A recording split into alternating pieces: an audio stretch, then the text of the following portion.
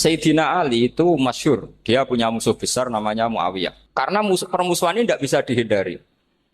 Jadi kalau dalam fikih Islam ini anak-anak saya ajari fikih.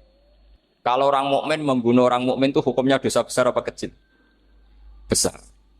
Itu di bab kisos. Tapi orang fikih itu unik. Di fikih itu ada kitab usial namanya. Di takrib ada kitab usial. Dan di situ ada penjelasan mangkutila dunamali fahuwa syahid. Orang yang dibunuh karena membela hartanya atau keluarganya, itu dia mati syahid. Kalau dia posisi membunuh, maka malingnya atau penjahatnya muhaddarun damu. Gak punya hak nuntut kisos karena dia anggap gak ada artinya darah. Nah sekarang begini, suatu saat ada garong ke rumah Anda, ingin membunuh Anda karena ingin mengambil harta Anda. Anda ingin ingat status mukminnya atau status garongnya. Terus kamu mau dibunuh diam aja. Saya tidak mau membunuh orang mukmin atau membunuh orang muslim. Nah, kesulitan yang dialami Sayyidina Ali seperti itu. Orang-orang Khawarij cara berpikir Ali ku geblek. Wong mukmin kok pengen mateni mukmin. Muawiyah ya geblek pisan. Wong mukmin kok pengen mateni orang. Padahal suasana sudah kacau. Ketika seorang penjahat mau membunuh yang punya rumah dan yang punya rumah ingin membunuh penjahat, itu namanya mukmin bentrok sama orang mukmin.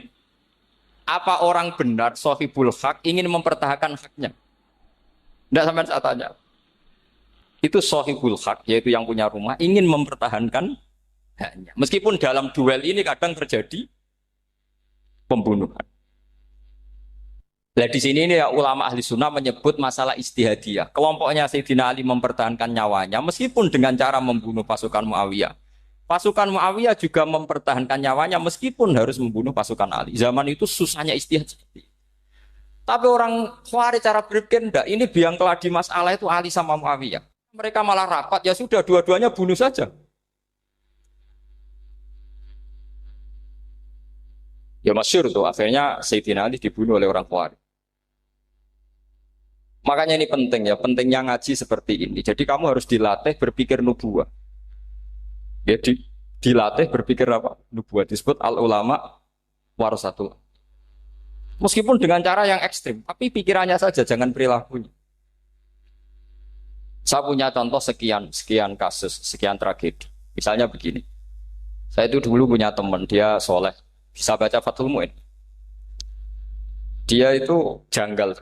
Bilang sama saya, Gus, tidak biasanya Rasulullah itu agak-agak nyindir orang fakir. Ini kok ada hadis kadal fakru ayakuna kufrun. Bahwa kefakiran itu mendekati apa? Kekufuran. Dia itu aneh sekali. Biasanya tidak biasanya Rasulullah kritik seperti itu. Walhasil, ini singkat cerita, anak ini ngalami satu trauma. Dia itu miskin. Gara-gara miskin gitu jadi buruhnya orang non-muslim. Dan sering disuruh nganter majikannya itu ke tempat-tempat lokalisasi. Dia mulai mikir, ini gara-gara fakir saya harus nganter orang ke lokalisasi. Mulai ingat dia, sedekah Rasulullah ini gara-gara fakir saya jadi pengantar orang ke lokalisasi. Suatu saat majikannya itu benar-benar bangkrut. Malah tidak disuruh nganter. Pokoknya carikan yang cantik bawa sini. Pusing. Dia akhirnya walhasil lari terus keluar, terus dia cerita betapa ekstrimnya fakir sehingga gara-gara fakir saya harus jadi penolong orang yang mau apa mak. Anda boleh berpikir ekstrim, tapi ekstrim dalam melawan kemungkaran itu tadi. Saya nggak boleh jadi fakir, tapi takutnya fakir yang nanti jadi alat kemak. Imam Ghazali juga punya contoh seperti itu. Imam Ghazali pernah marah besar ketika tren di Baghdad itu orang belajar fikih semua. Hatta la yakuna thamma tabibun illa min ahli dhimmah, kata beliau. Sampai di Baghdad itu tidak ada dokter kecuali orang kafir dhimmah. Akhirnya kalau ada ulama sakit, saya masih ingat pas kecil. Kalau ada ulama sakit itu tidak boleh dibawa ke rumah sakit. Takutnya ketemu dokter muslim, non-muslim malah disuntik langsung apa? Mati. Akhirnya ulama saat itu berfatwa. Orang Islam harus ada yang jadi dokter. Banyaklah gus-gus yang sekolah ke dokter. Yang masyhur ya seperti Sahal bin Abdul Fattah. Itu dulu putranya Ki Fata yang menolong Mbah Mahfud saat sembunyi. Saking idolakannya Basal, anaknya dinamakan Sahal, tapi dia jadi dokter spesialis bedah. Begitu seterusnya urusan negara. Dulu itu orang jabat itu tidak boleh, karena jabat itu dekat dengan syubhat, dekat dengan haram. Tapi gara-gara pejabatnya non-muslim, kalau bikin aturan ya ala non-muslim. Ulama akhirnya sadar, andikan kita yang jabat pasti tidak seperti itu. Bisa bikin perda ini, bisa bikin pelaturan begini yang menguntungkan Islam. Nah, jadilah banyak pejabat yang sekarang muslim. Tempat-tempat maksiat di obrak-abrik sama Satpol PP macam-macam. Kita untung. Tapi kalau orang-orang Khawarij pikirannya pokoknya pejabat itu dekat dengan haram, dekat-dekat syubhat. Padahal dengan kita jabat bisa bikin perda atau apa yang menguntungkan Islam. Kemudian menjadi masalah baru secara fikih. Ini adik-adik dengerin biar kulino senam fikih. Kalau caleg soleh, misalnya Mas Nadif nyalek, ini tadi tak guyoni, mau jadi bupati ndak, kalau ya mau saya dukung. Jadi misalnya gini ya, Zaid sama Bakar, misalnya Bakar itu orang soleh, mau jadi calon lurah. Dia tahu kalau dia lurahnya kampung lebih baik. Kalau yang jadi ini Zaid, itu kampung itu rusak, karena dia suka dugem, suka macam-macam. Kemudian Zaid ini pasti jadi karena beli suara. Misalnya per kepala itu dibeli 50.000. Bakar ini kalau nggak beli suara, kalah. Padahal dengan kalahnya Bakar artinya kemenangan, kemungkaran. Itu zaman era Fathul Mu'in, muridnya Ibnu Hajar Al-Hitami. Ibnu Hajar muridnya Abu Zakaria Al-Ansori itu fatwa. Yang soleh ini wajib beli suara, bukan boleh, wajib beli suara.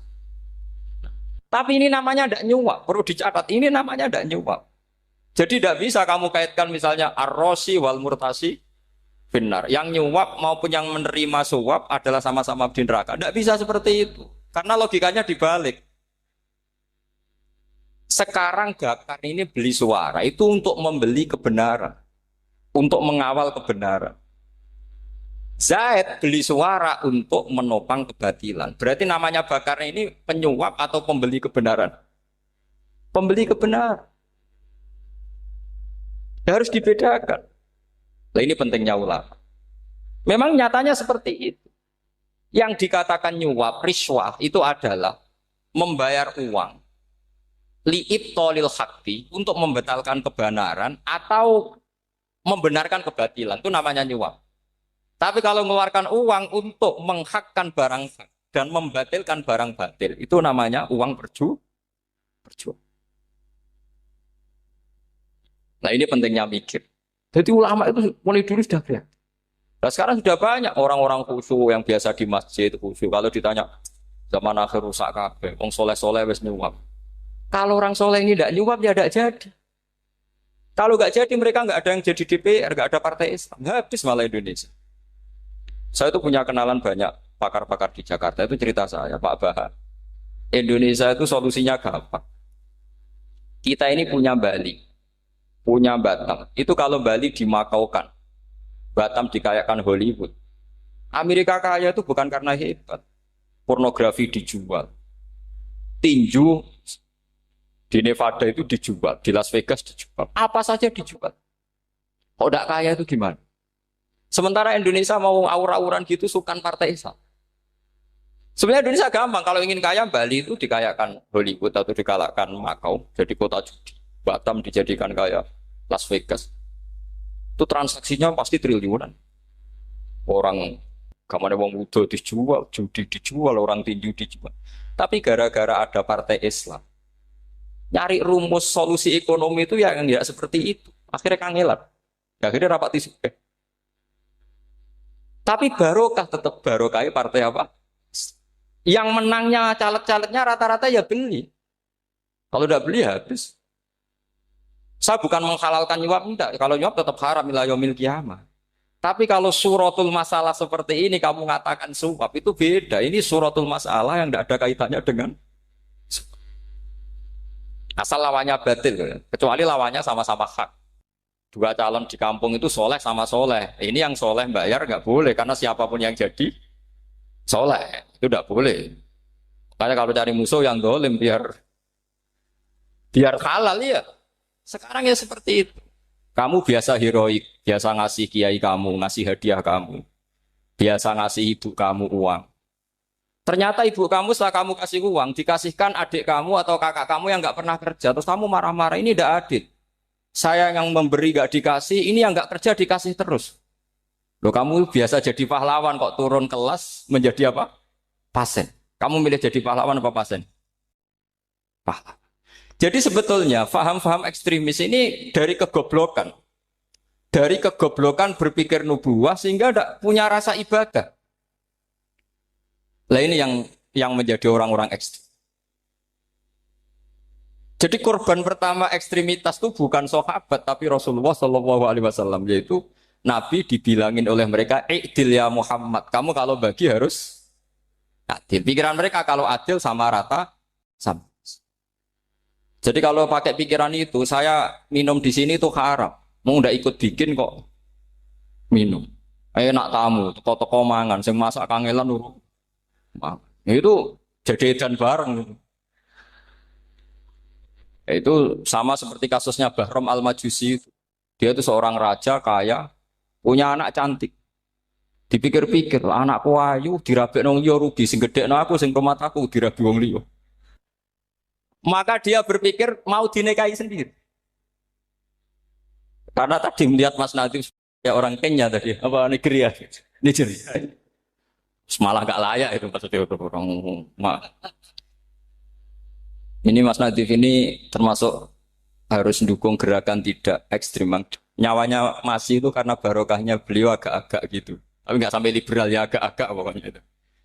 Karena ketika ada gerakan ekstrim di Mesir, itu termasuk dia DPO. Ternyata setelah ada intelijen, beliau pas buka itu nggak makan dulu tapi rokok dulu. Wah ini mesti orang sekuler, tidak ekstrim. Akhirnya nyawanya sampai sekarang itu barokahnya rokok pas iftar itu pas. Saya tanya ini masih hidup, ya Mas?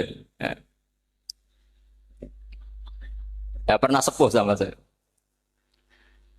Jadi pikiran-pikirannya Bahram itu seperti itu. Walhasil akhirnya Bahram itu menikahi anaknya sendiri. Masyhur itu dalam cerita. Jadi ceritanya itu ada seorang wali tidur di Masjid Haram sama Rasulullah, ditemuin gitu.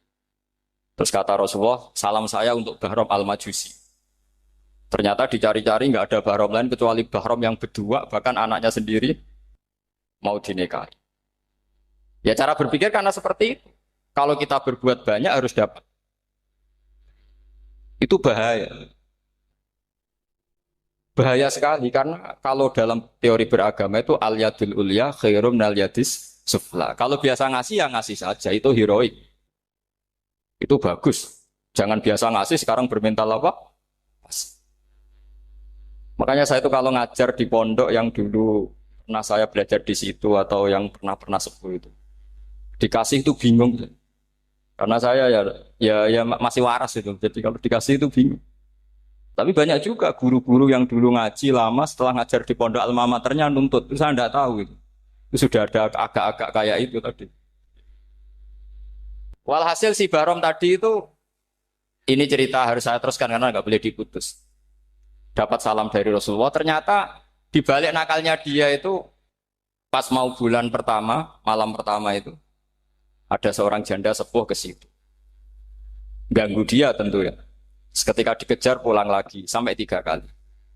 Dia tanya, kenapa Bu kamu begitu? Katanya saya ini anak-anak saya kelaparan. Kalau saya pulang anak-anak saya nangis minta makan. Saya ingin minta Anda. Tapi setelah saya ingat Anda ini majusi, saya mukmin, saya mukminah, saya pulang. Ya sudah Bu, kamu di rumah saja. Nanti saya kirimi makan. Dikirimi sendiri, padahal dia seorang raja orang kaya. Barokahnya itu dia dikasih tobat sama Allah. Dan paginya ketemu tamu yang mengirimkan salam dari Rasulullah SAW. Akhirnya Bahram ini menjadi muslim. Tapi intinya berpikir seperti tadi itu salah. Bahwa kalau saya jasa banyak harus mendapat apa? Ini cara berpikir orang-orang Khawarij. Iya saya pernah ditanya seorang dosen.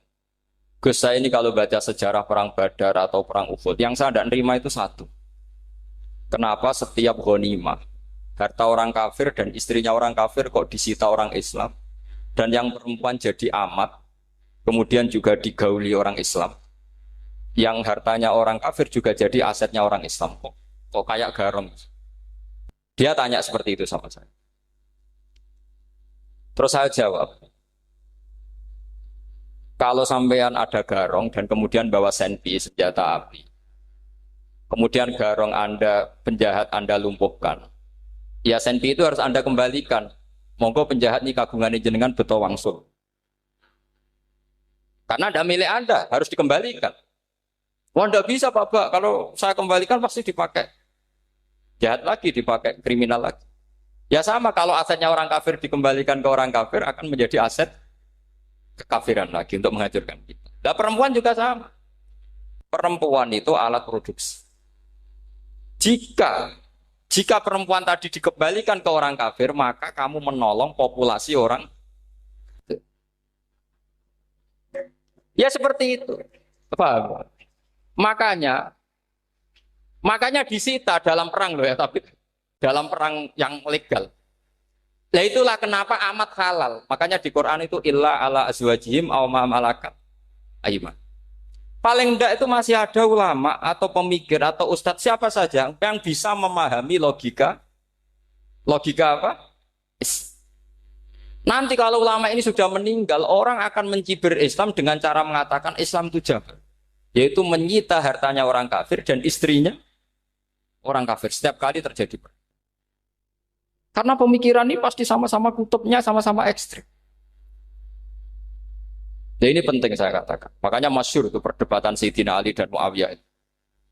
Ini saya kutip sedikit. Ini ya sama-sama berpikir ekstrim, tapi ekstrim yang baik. Walhasil dalam satu kerja bakti di Masjid Kuba, itu ada sahabat namanya Ammar. Ini di depan umum, ini penting. Kalau dalam ilmu hadis di depan umum ini penting karena nanti menjadi mutawatir. Beda dengan hadis yang Nabi ngendikan sama 1-2 sahabat, namanya hadis ahadi. Di depan umum Nabi guyon gini sama Ammar, ya Ammar waihak taktuluka alfiatul baghiyah. Ammar, kamu ini nasib kamu itu agak sial. Karena nanti yang membunuh kamu itu kelompok yang tidak benar. Alfiatul baghiyah itu kelompok yang tidak benar. Itu disaksikan sekian sahabat. Walhasil suatu saat Ammar ini ikut perang dan ikut pasukannya Ali dan terbunuh oleh pasukannya Muawiyah. Seneng Ali. Walhasil Ammar ditemuin sama Ali. Ya Muawiyah, al-ana dhuhara bi anna fi'ati haqqun wa fi'ataka baghiyah. Sekarang kelihatan siapa yang benar. Saya yang benar, kamu yang salah. Kenapa? Karena Ammar kelompokku dan terbunuh oleh kelompok kamu. Padahal kata Rasulullah yang membunuh Ammar adalah kelompok yang salah. Muawiyah pintar sekali, dia jawabnya gini, laula kama kutila Ammar. Ammar terbunuh karena bela-belain kamu. Kalau kamu tidak nyuruh dia perang juga nggak terbunuh kan. Jadi kamu ikut andil, terbunuhnya siapa? Ammar. Tapi apa kata Sayyidina Ali? Idzan qatala Rasulullah Hamzah. Kalau teori itu Anda pakai, Rasulullah pun membunuh Hamzah. Sekarang Hamzah perang karena suruhan siapa? Rasulullah. Yang membunuh Hamzah siapa? Wahsy. Kalau teori itu Anda pakai, berarti Rasulullah pun membunuh Hamzah. Terus fasa kata Muawiyah, terus Muawiyah diam. Jadi fikih pun tuh diputuskan lewat pikiran ekstrim. Tapi bukan ekstrim yang merugikan orang lain. Ya, kalau merugikan orang lain namanya sudah la dororo wa la dirar. Dia menyalahi aturan. Makanya saya pernah ngaji di sini dulu ketika tahun kemarin. Fikih-fikih Islam itu punya rumus, itu ya gara-gara pikiran ekstrim sebetulnya. Saya pernah nyontohkan adalah orang tuh kalau sholat jenazah itu mayitnya di depan. Itu ulama fikih tidak ada yang punya alasan. Mau hanya bilang gini, hakadha wajadna salafan wa khalafan. Mulai dulu kalau nyolati mayit ya jenazahnya di depan. Ya hanya gitu saja, tidak punya alasan. Makanya ulama lain mengatakan tidak apa-apa jenazah di belakang, yang sholat di depan. Kenapa? Fa innaha laysat bimanzilatil imam. Memangnya jenazah imam harus di depan. Itu ya tidak ada yang bisa bantah. Bagaimana mungkin harus di depan? Enggak imam kok harus. Yang harus di depan itu imam. Jenazah itu imam apa enggak? Enggak. Terus alasan kedua sholat ghaib. Kalau ada orang mati di Surabaya, Mas Nadib di sini, sholat ghaib boleh enggak? Boleh. Jenazahnya di depan apa belakang? Di belakang kan? Berarti harus enggak jenazah di depan. Ya dia mau ngakeh yang jelas kalau itu. Lah ini contoh-contoh kecil. Nah orang Khawarij itu orang yang paling tidak mau menerima otak adik seperti itu. Akhirnya jadi goblok bareng tadi. Ya makanya Rasulullah pun jadi korbannya Khawarij. Muhammad kamu harus adil. Karena pikiran mereka adil itu yang memberi banyak ya dapat banyak. Kalau pikiran nubuah tidak seperti itu. Kalau yang biasa memberi, biasa heroik, biasa baik ya biar tetap biasa memberi. Jangan dilatih jadi apa? Fasih. Ini mungkin adik-adik juga agak keberatan, tapi harus dilatih. Makanya saya itu jadi kiai itu ya mulai kecil anaknya kiai butuh kiai. Saya itu ya mulang tuh senang. Saya tidak pernah terlintas dikasih santri atau dihormati ya enggak. Mungkin sampai mati agak terlintas. Ya pikiran saya sederhana. Biasa mulang pahlawan malah sekarang pasen itu malah kayak cemen, kayak turun kelas itu. Jadi saya terus ya enggak kepikiran sama sekali. Loh kalau saya minta sama Allah karena itu atasan saya. Makanya ada ulama yang ekstrim gini, ini kisah nyata. Ada ulama alim datang ke seorang raja. Rajanya ini soleh padahal. Ternyata pas raja itu berdoa, ya Allah saya kasih ini, kasih ini. Padahal ulama tadi itu mau mengajukan proposal. Mau minta apa gitu. Terus dia pulang ketika ditanya, Pak Kiai kenapa pulang? Ternyata raja itu minta zat yang sama yang saya mintai. Kalau raja saja masih minta, ngapain saya minta raja? Saya akan minta zat yang dimintai raja. Terus pulang dia. Wah itu ya pikiran ekstrim, tapi bagus ekstrimnya. Saya akan minta zat yang dimintai. Kalau sampean kan enggak, uteke saya les, sholat dinteni, tetap jalo. Oh, orang mikir seperti itu. Memang salah didik, salah itu tadi. Nah, ini harus dilatih. Masyhur itu ketika Nabi pas Fathu Makkah itu, orang-orang Ansor ngomentari Nabi gini, ketika Nabi sangat happy di Mekah, sangat enjoy di Mekah, kata orang-orang Ansor, Amar rojul adroka durok fatun fi ahli wa ulfatun fi asyiroti.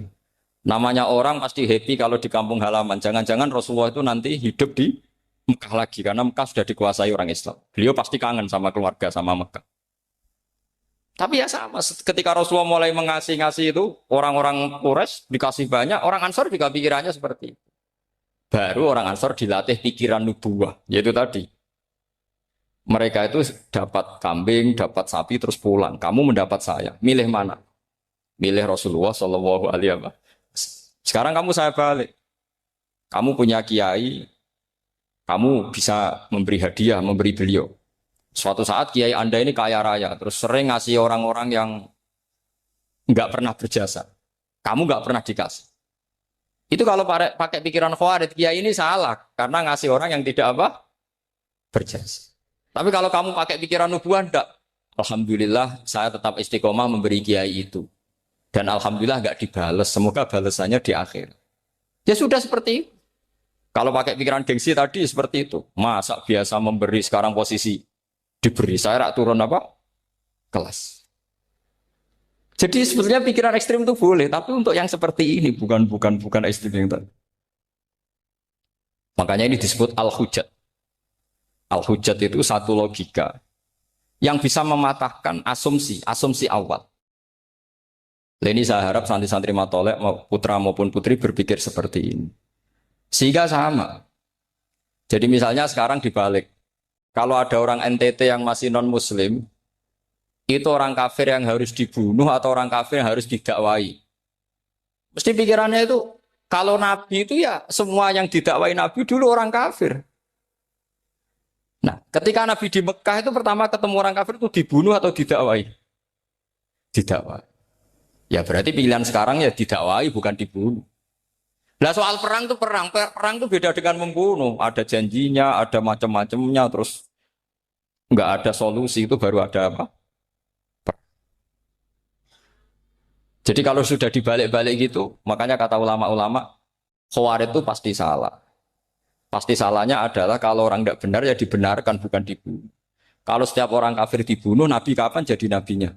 Karena orang kafir habis. Jadi metode bil hikmati ada, al-mau'izatul hasanah ada karena orang kafirnya sudah apa? Mati. Pertanyaan kedua, kalau Nabi harus ekstrim ngapain yang ngawal Jibril? Halnya Israel lebih efektif. Jadi jadi kalau sama-sama ingin ekstrim, Nabi itu nggak usah dikawal Jibril kan, enggak efektif kan? Harusnya yang ngawal itu siapa? Israel. Kan nggak repot. Nah, jadi saya mohon ini saya cerita. Jadi korban pikiran ekstrim itu bukan siapa-siapa. Pertama itu Rasulullah. Akhirnya Rasulullah menjelaskan, ya beginilah cara berpikir. Jadi saya kira demikian. Nanti mungkin kalau ada tanya-tanya, ada pertanyaan.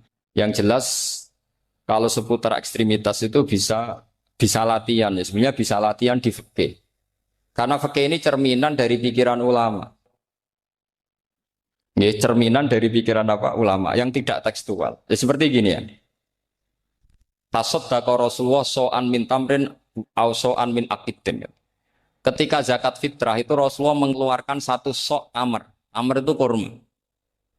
Kalau menurut tekstual berarti zakat fitrah harus pakai kurma. Tapi semua ulama sedunia mengatakan kuti ahlil balad.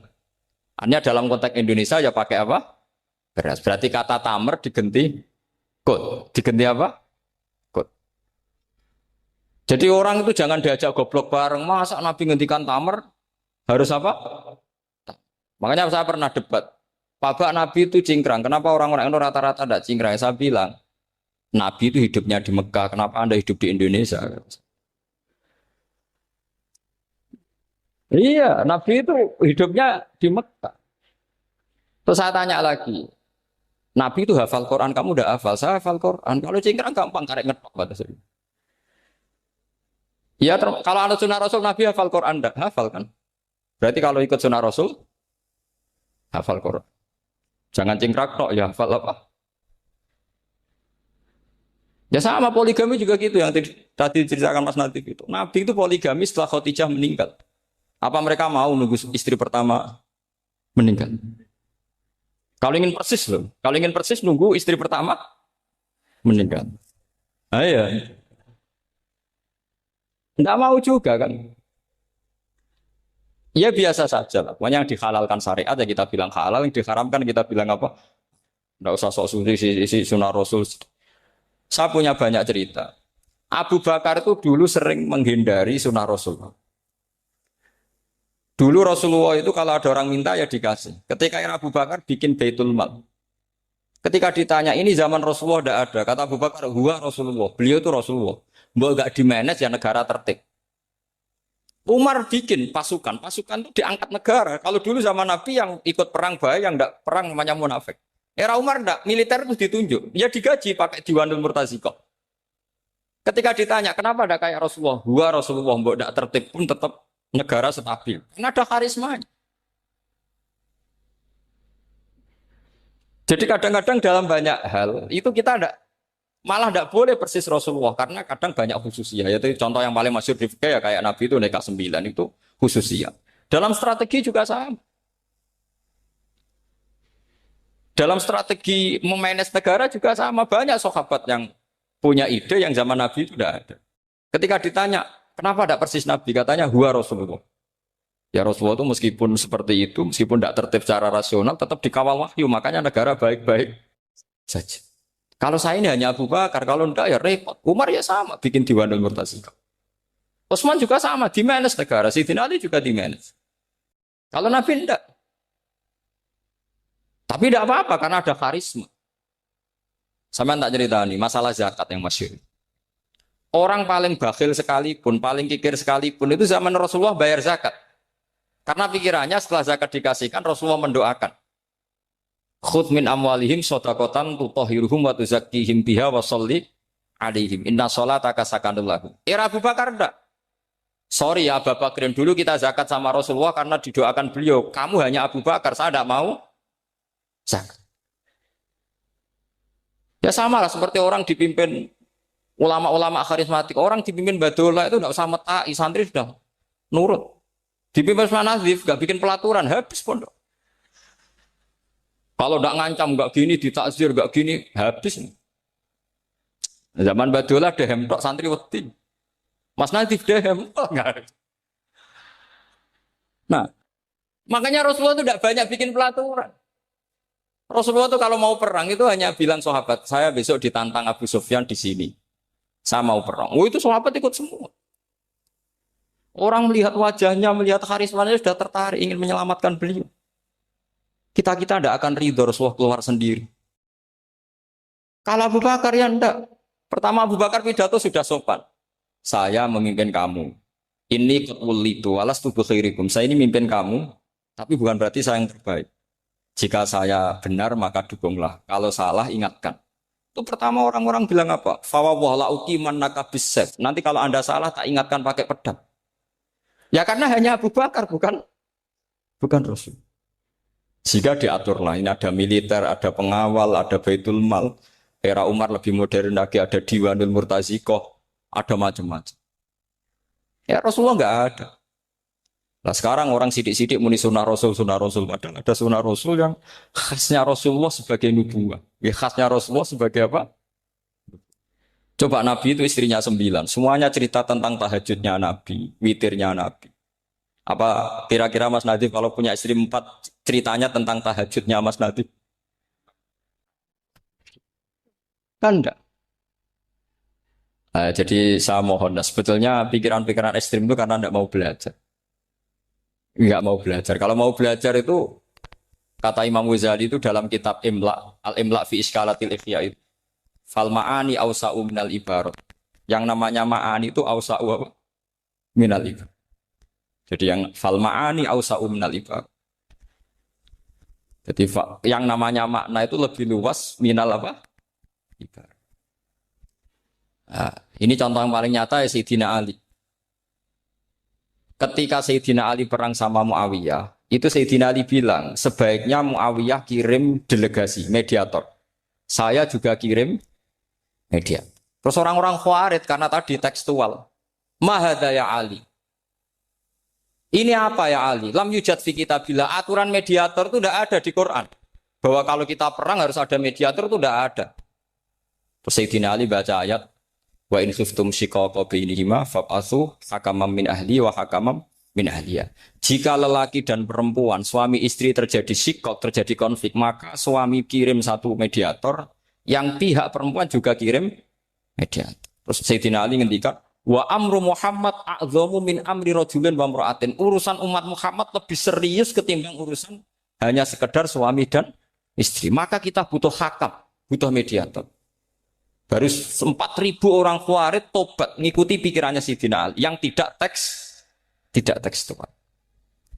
Sama seperti zaman Rasulullah.